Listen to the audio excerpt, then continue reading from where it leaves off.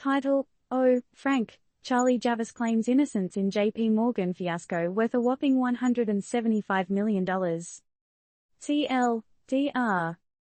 Charlie Javice, one-time Forbes 30 Under 30 awardee and entrepreneur, faces charges of allegedly inflating the worth of her college financial planning startup, Frank, before selling it to JPMorgan Chase for $175 million.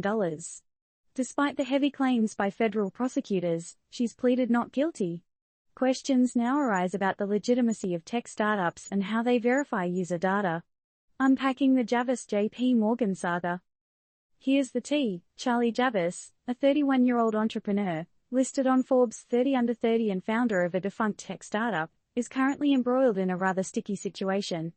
Accused of overselling her startup's value, Javice allegedly conned JPMorgan into buying her company, Frank, for an overstated $175 million in 2021. Oh, and did we mention she's pleaded not guilty to the federal fraud charges? Now, her startup Frank had a mission we could all vibe with: simplify the financial aid process for college applicants. Sounds like a dream, right? But the prosecutors argue that the dream was not as sweet as it sounded. Javice claimed her platform had a whopping 4 million users while in reality, the number was less than 300,000. Ouch, talk about inflation.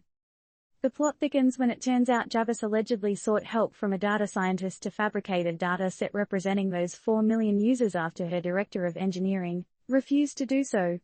And guess what? JPMorgan bought it, literally, paying Javice $21 million for her equity stake in Frank and $175 million in total. Afterward, she was retained to work at JPMorgan for another cool $20 million. Unfortunately, her tenure at JPMorgan came to an abrupt end. Prosecutors claim that Javice bought another dataset, this one with names of actual students.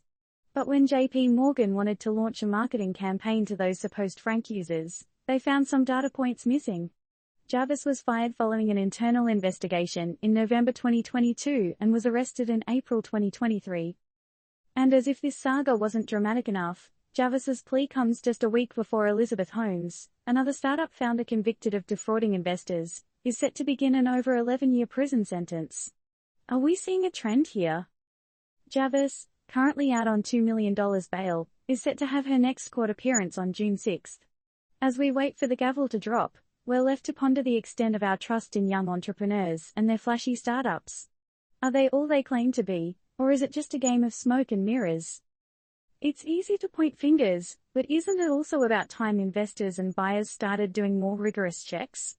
After all, the truth can be frankly startling, can't it? So, here's the million-dollar question: should potential investors and consumers have more trust in tech startups, or should they approach them with a pinch, or a fist?